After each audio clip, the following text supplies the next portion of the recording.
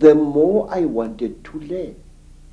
And when my initiation under my aunt Mina and my grandfather Zigo had ended, I wanted to know more and more and more. And sometimes I had to pay a ghastly price in order to gain this knowledge. In some places in Southern Africa, if you wanted to learn the secrets of a certain secret society, you had to do dreadful things which I cannot repeat here. And at one time, in Barotse land, in the west of what is today Zambia,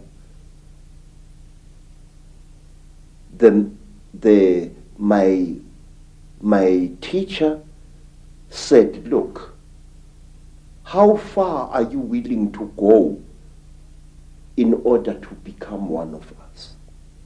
I said, I am willing to go anywhere.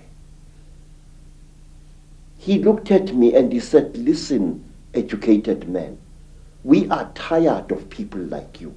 White men come amongst us to milk our minds and then to kill us. We want to be sure that we can trust you. And wait, sir. I said, great one, I am willing to do anything. He said, are you? I said, yes. And then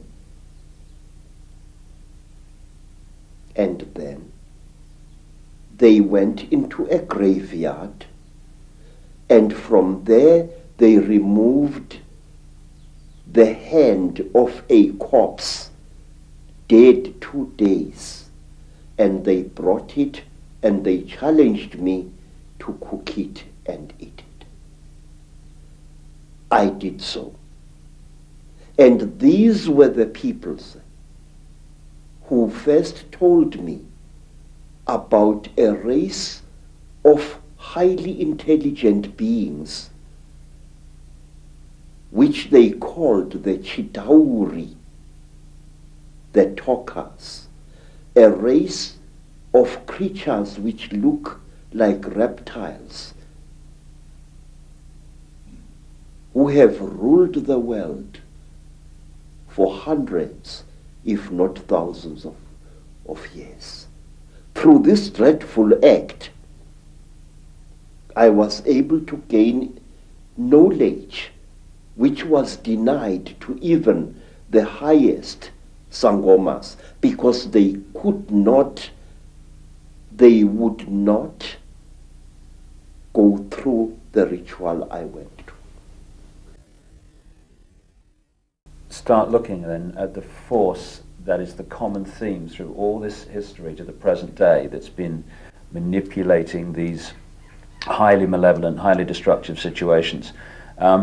My own research around the world has certainly focused in on the fact that there is a force, not of this world, shall we say, that is the common theme. What is your experience and your knowledge of an extraterrestrial involvement in the history of Africa?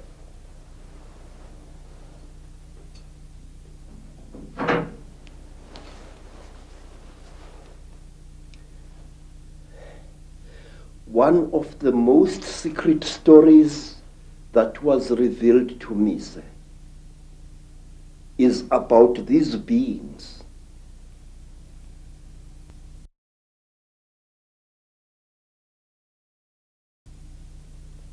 This story was revealed to me first in Barotse land, then in the country today called Rwanda, once known as Rwanda Urundi. Then I learned about this story at that time on the foothills of Mount Kilimanjaro. This is the story, a story you find throughout Africa. There was once a time when the blue sky was invisible, when the whole world was covered with mist, when you could not see the sun as it is now, you only saw it as a splash of white light moving slowly across the sky. At that time, there was an eternal drizzle every day of the year. At that time, people could not see the stars. People only saw the trees growing, trees which were very, very big. There was no desert at that time, only jungle everywhere where you went. At that time, sir, people were what we call in Zulu, ngubili.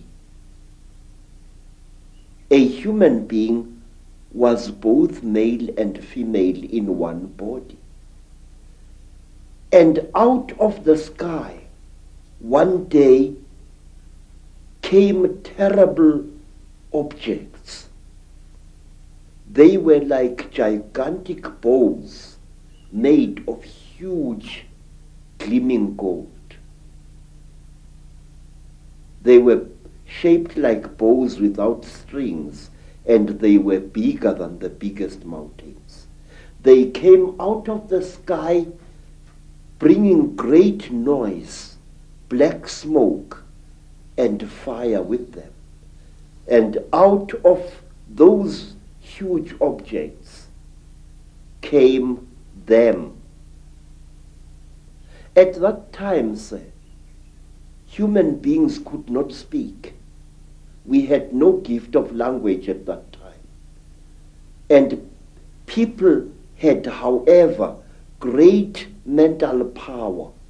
A man would go into the bush and, using the power of his mind, actually call out an animal which he wanted to hunt and kill for his children.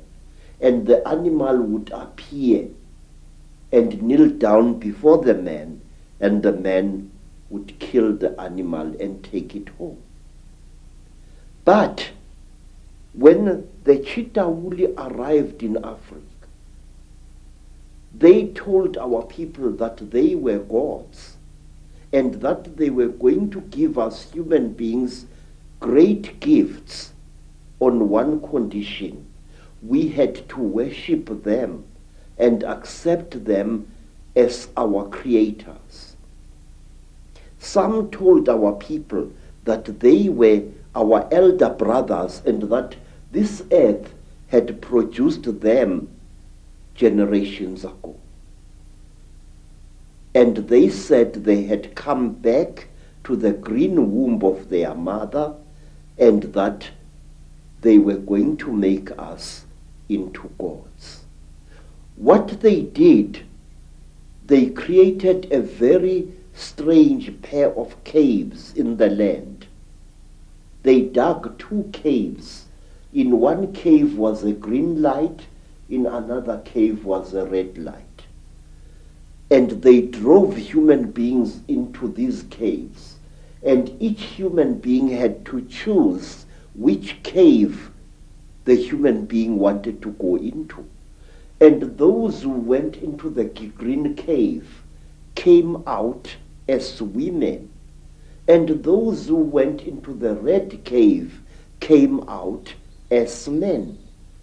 And then the talkers, the Chitauri, told our people that now they were perfect. But the moment the first men saw the first women, a terrible row erupted. The women hated the men because they looked between their legs and they saw what they thought were snakes dangling between the legs of the men. And the men hated the women because they looked on their chests and they saw these big things. What they were, they did not know. And then the Chitauri laughed. It was to them a very, very big joke. And then the Chitauri said, if you serve us, you wretched little human beings, we are going to make you into gods. And the human beings agreed to serve the Chitauri. And the Chitauri gave human beings a second gift, the gift of language. People started talking with their tongues where they had talked with their minds before. And there was a big rubbish starting again, because this man did not know the language of that man. And when this man greeted that man, this man thought that he was being insulted, and so a lot of murder and culpable homicide started taking place all over the world. When our people were given language, they found to their horror that they had lost much of their mental powers. They had paid a terrible price.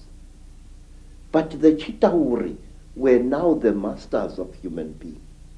They made them, the human beings, to go into holes in the ground and to mine metal, gold, copper, tin, all kinds of metal. The Chitauri forced our people to mine. And the people were very unhappy because they couldn't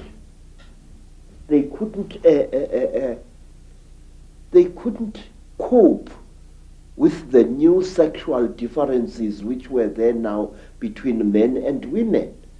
And then from amongst the Chitauri came a very good female Chitauri. Her name was Mai Nzarantwari Samahongo.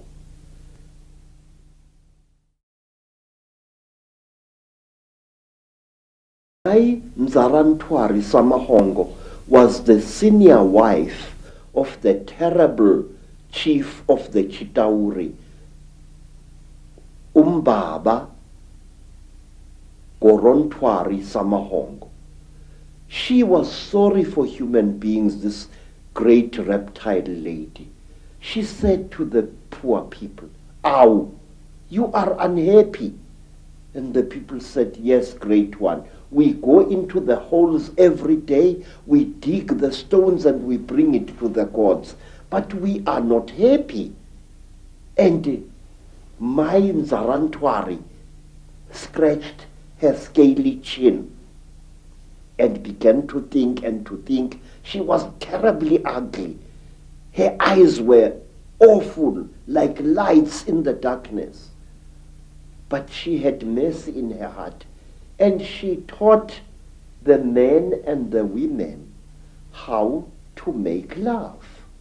And she said, "Look, we divided you into males and females. Now this action is going to bring you together." But it did not, because anyone who receives a gift from the Ntwari, the children of the python, is always in trouble. What happened was that when one guy slept with his wife, he didn't find her much, so he went to steal another guy's wife, and there was a big remorse, as we say in Afrikaans, starting.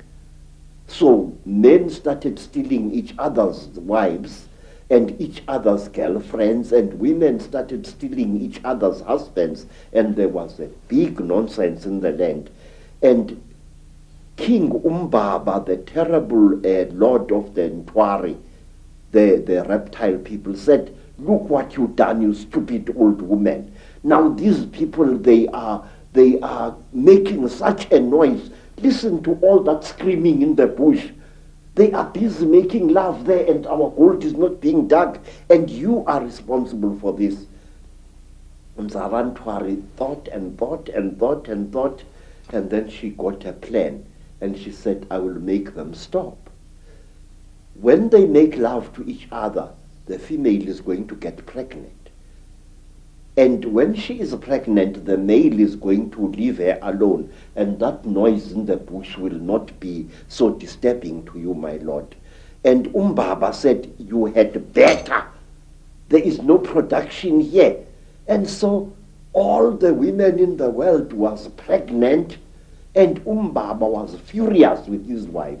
And so it went on and on until one day Nzarantwari activated a black hero called Mweru.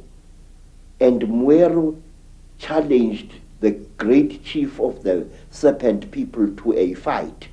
And he cut off the royal penis of the king of the snake people.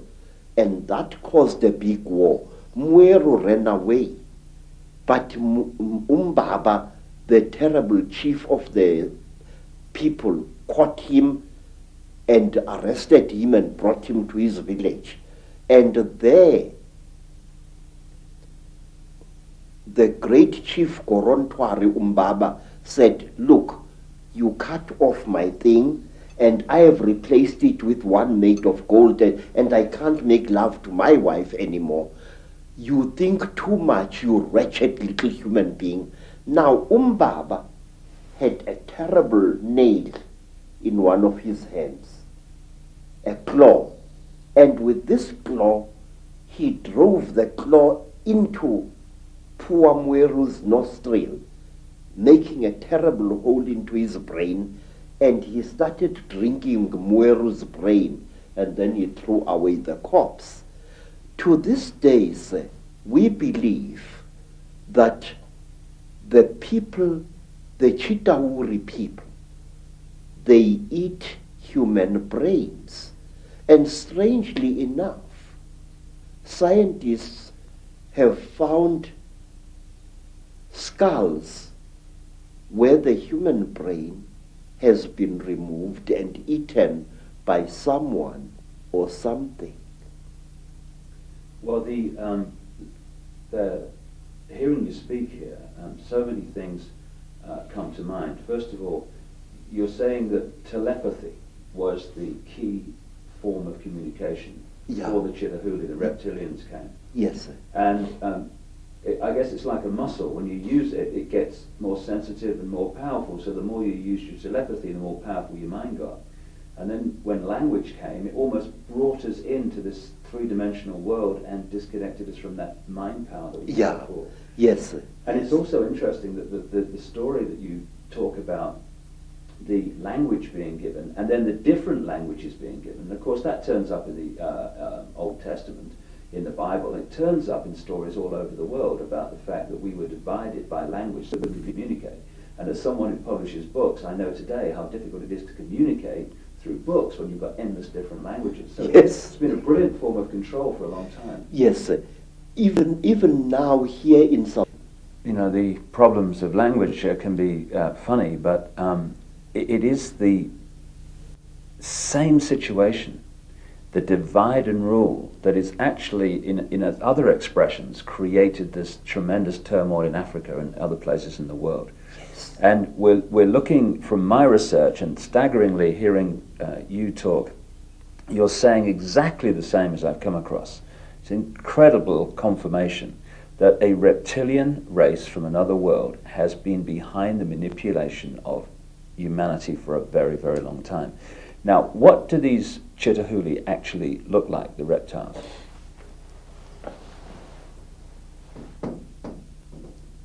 I'm not a good artist, sir.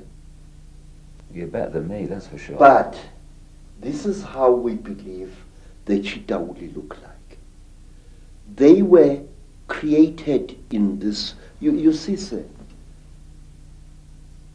you white people say that there are alien beings on this earth.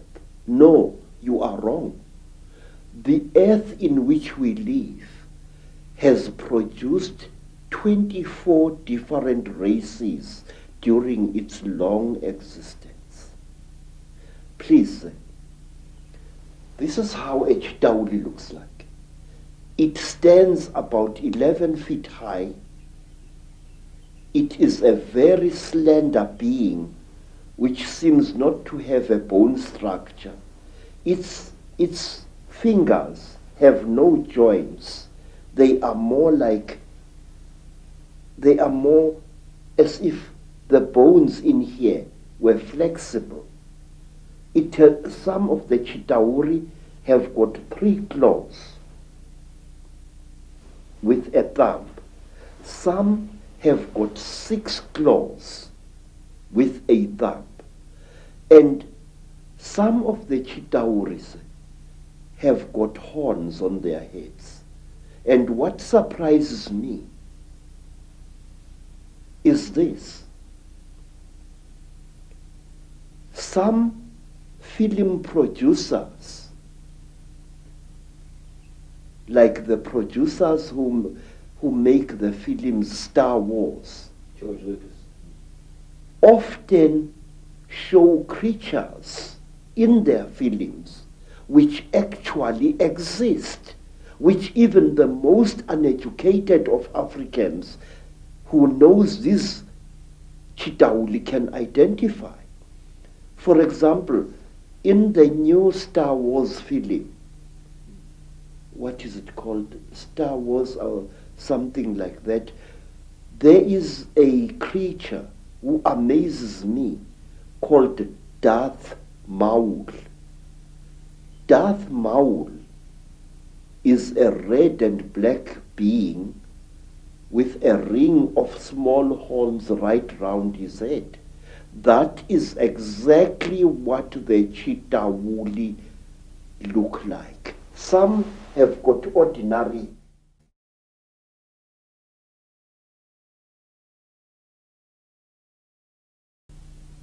heads without any horns on their heads. These are the lesser Chitauli.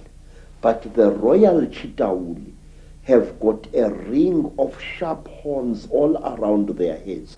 And the very high Chitauli,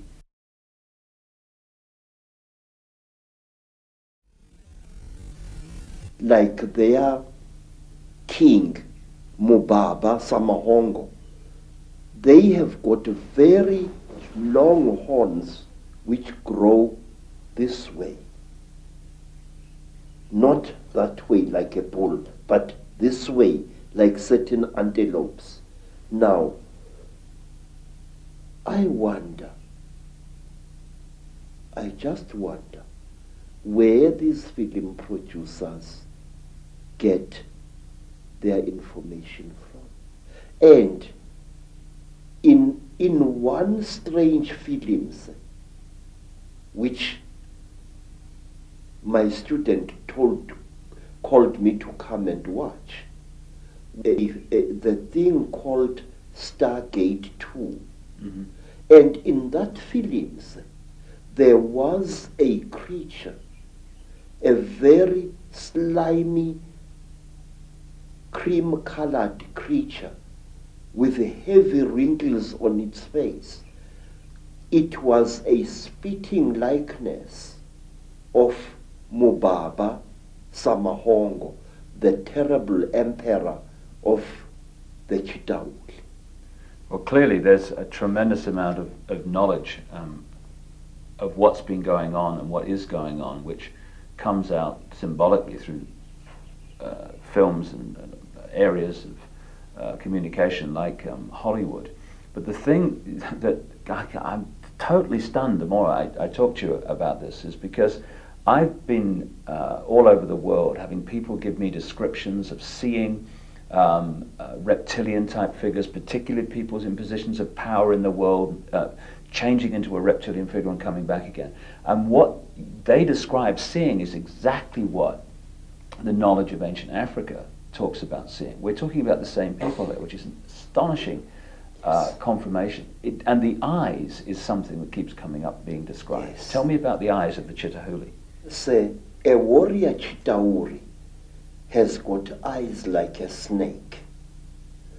These eyes are yellow. Chitauri, one of the lesser classes, is hiding in a cave. You can see its eyes burning.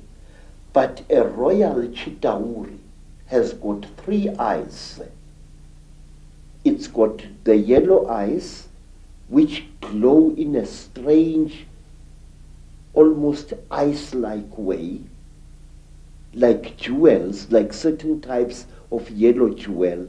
And then they have got an eye in the center of their foreheads, an eye which doesn't close up down like a normal eye does, but which closes from side to side and which opens this way.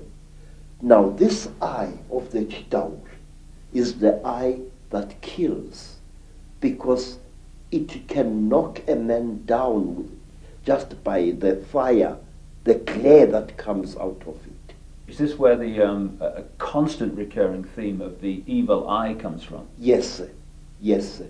In fact, Mubaba, the emperor of the Chitauri, who is said to be still alive today, Mubaba has got a central eye. His other two eyes were stitched shut by a jealous wife. But his killing eye, the Samahongo, the terrible red eye, opens. He can even open it like this. Mr.